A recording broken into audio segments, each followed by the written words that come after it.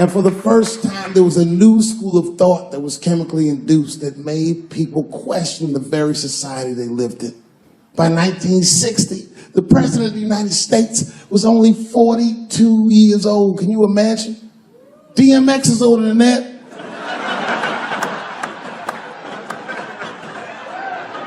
And he was going to usher in a new era of peace. He was going to avoid the Cold War. He was going to end segregation. And they blew his fucking brains out in front of everyone in Dallas. This country was never the same. There were 7 more major assassinations in the 60s. Anyone that stood up and said anything was shot down in the streets like a fucking dog. Kennedy, King, X, Evers, on and on. You didn't even have to be famous. You could be a college student at Kent State or Mississippi protesting the Vietnam War, and they shot them too. Are there any good white people in the world? There may be, but it doesn't matter. And you know why? No matter how good an individual white person may be, they have an obligation to look out for the best interests of the white race. Listen up. This part is wild. Some of Charlie Kirk's fans are straight up trying to shift blame onto black and brown communities like they're the ones at fault for how people reacted to his shooting. All because folks aren't exactly shedding tears for a man who once said black people were better off before civil rights, since in his words, crime was supposedly lower back then. That's the hill he chose to stand on, and now his supporters want sympathy.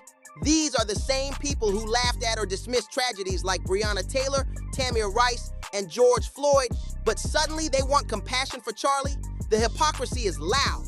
And now black celebrities are stepping into the conversation, and let me tell you, the split is messy. Some are trying to keep it clean and diplomatic, but others, they're letting it fly with zero filters. 50 Cent, for example, posted something so raw about Kirk that it caused a storm online. And he ended up deleting it after major backlash. But the drama didn't stop there, because some of Charlie's own supporters started throwing out violent threats toward 50, instead of addressing the fact that Charlie himself stirred up division his entire career. Meanwhile, silence from those same folks when the Colorado school shooting went down just hours after Charlie's incident. Not a single word about those victims. Amanda Seales didn't bite her tongue either. She flat out said she has no empathy for Charlie, period.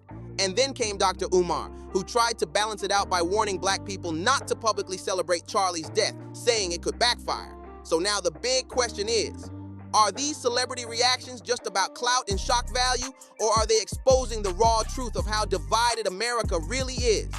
The fallout from Charlie Kirk's assassination got even messier when the first major celebrity voice dropped into the chat. And of course, it had to be 50 Cent.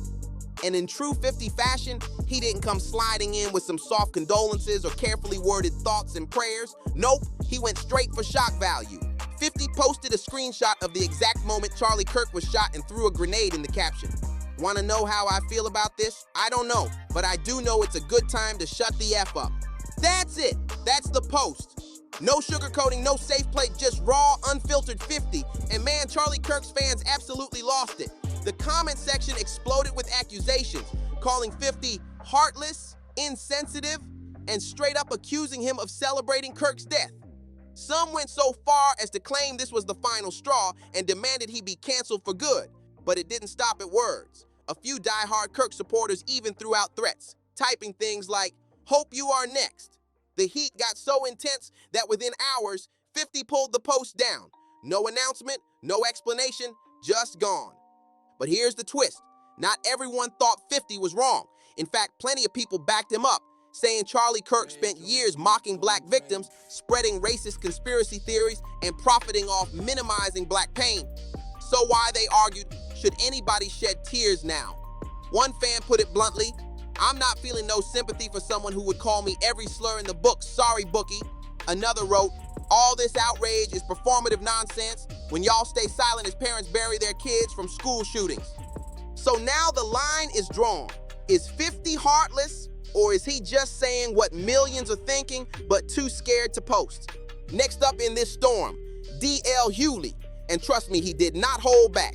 DL came swinging right out the gate, reposting a TikTok that dragged Charlie Kirk with his own words. The video reminded everyone that Charlie once said gun violence was basically the price of freedom, even going as far as saying some shooting victims were worth it if it meant keeping guns on the table. That wasn't twisted or taken out of context. He actually said that, and DL made sure people didn't forget. But DL didn't stop at Charlie's past quotes. Oh no, he went after the politicians too.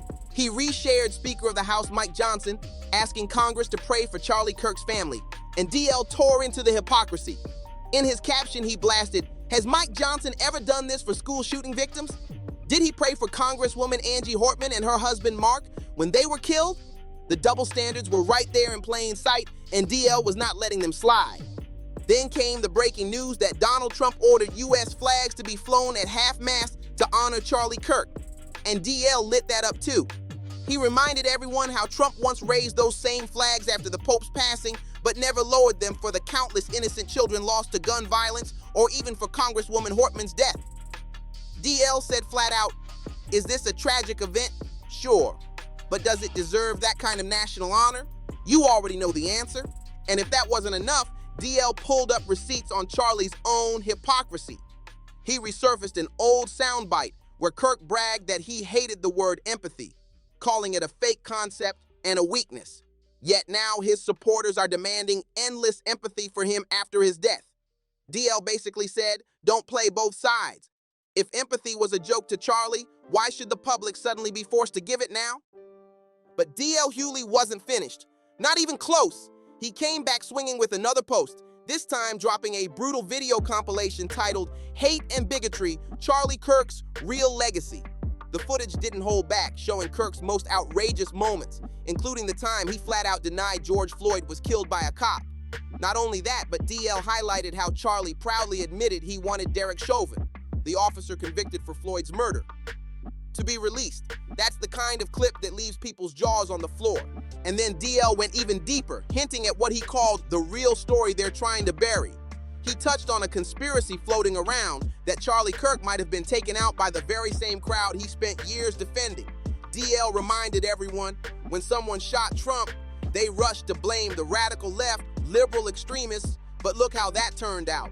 It was one of their own. Then he dropped that old saying with weight. Remember, when you point a finger at someone, there are 3 fingers on that hand pointing back at you. That line hit hard because DL wasn't cheering for violence. He was dissecting the optics, breaking down how America picks and chooses who gets empathy and who doesn't.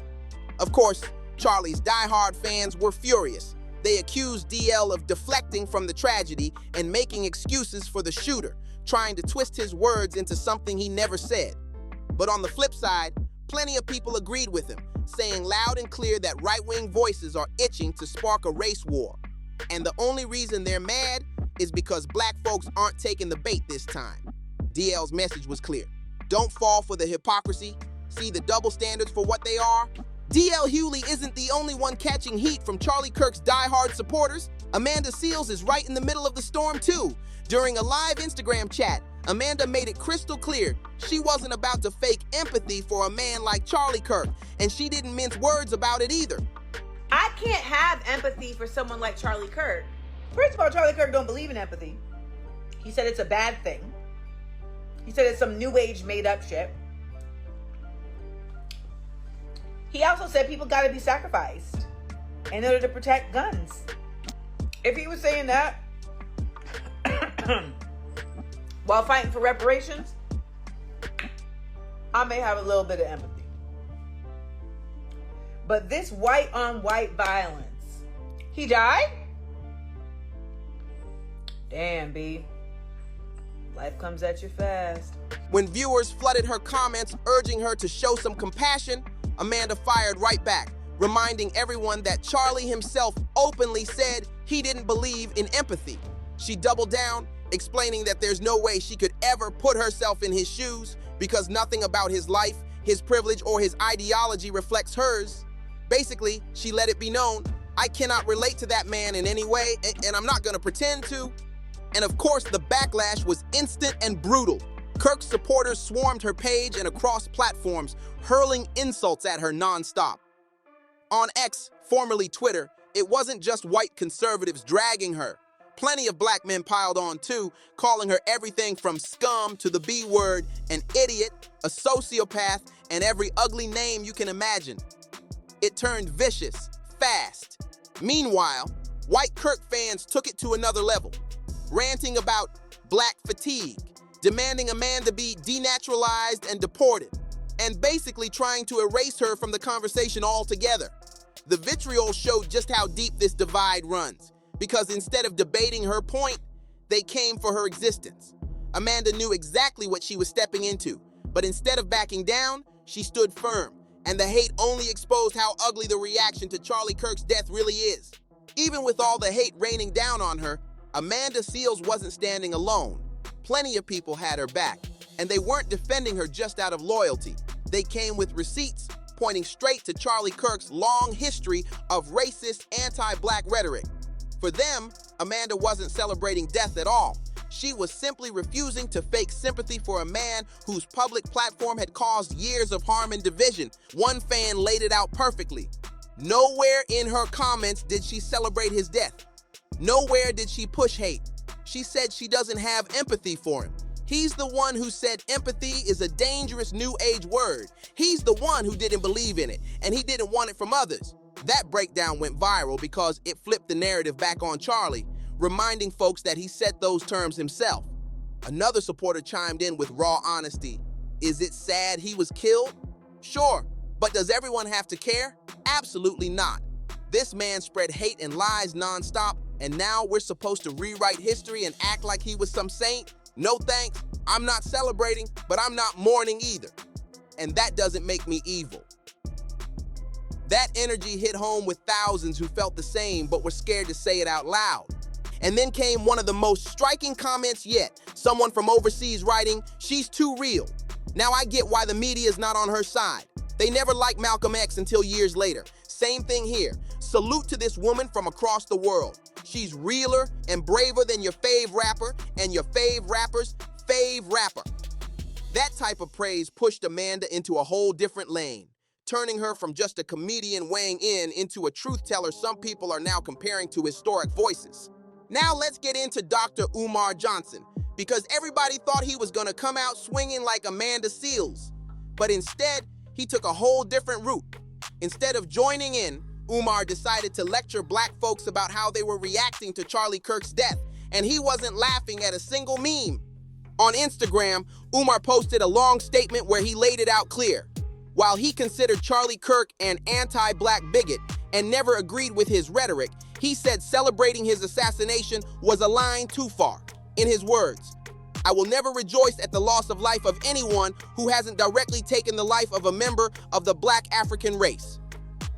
I am ashamed to see members of my community celebrating the situation."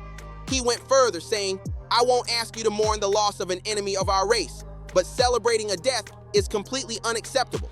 Political assassinations have always targeted us first. Stop laughing and start preparing because political assassinations are back in America, courtesy of the deep state." That message lit the internet on fire, and not in the way Umar expected. His own followers turned on him, accusing him of softening the blow and sounding like he was preaching instead of standing firm. One person snapped back in the comments, "I wonder if you'd write this same post if it was you who got shot. Just a thought." Another wrote, "Nobody's celebrating, we're just not mourning. That's a big difference." And then came the harshest clapback yet. 50 lashes for you, Dr. Umar. You think any non-black would post something like this for you? Stop giving away your energy to vampires. So instead of calming things down, Umar's statement poured gasoline on the fire. Now the divide inside the black community is even sharper. Some saying we should rise above and not cheer death, while others argue that refusing to mourn isn't the same as celebrating. Either way, the chaos online is only getting louder, and this storm is far from over. Here's the cold, ugly truth. Whoever pulled the strings on this hit didn't just want a body. They wanted chaos, and they got it. The country split wider than ever, and every single reaction, from celebrities to politicians to regular folks on the block, proves how violence gets flipped into a tool to divide us. They lit the fuse and watched us argue while the real architects stayed quiet. So what do you make of 50 Dr. Umar and all the other loud takes? Are those reactions real or exactly what the plotters aim for? Can this nation even have a serious conversation about the bigger picture? Or are we too busy fighting each other to see we're serving the same puppet masters? And that's where the story leaves us, staring at a nation more divided than ever, with Charlie Kirk's death becoming less about the man himself and more about the battlefield his name created. From 50 Cent's savage post, to Amanda Seales refusing to fake sympathy, to Dr. Umar warning about deep state plots, every voice just added more fuel to an already raging fire. But here's the scariest part. None of us really know who's pulling the strings behind the curtain. Was this just one man with a gun? Or was it orchestrated to spark exactly this chaos? The memes, the fights, the threats, the non-stop headlines? Because when the dust settles, the outrage feels less like truth and more like a distraction. A play designed to keep us divided while the real power players stay untouchable. This saga is far from over, and the receipts, the whispers, the hidden agendas, they're all still out there waiting to surface. So if you think this story shook you already, just wait until the next wave of revelations drop. Keep your eyes locked because BarzBuzz will be right here, breaking it down raw, uncut, and without fear.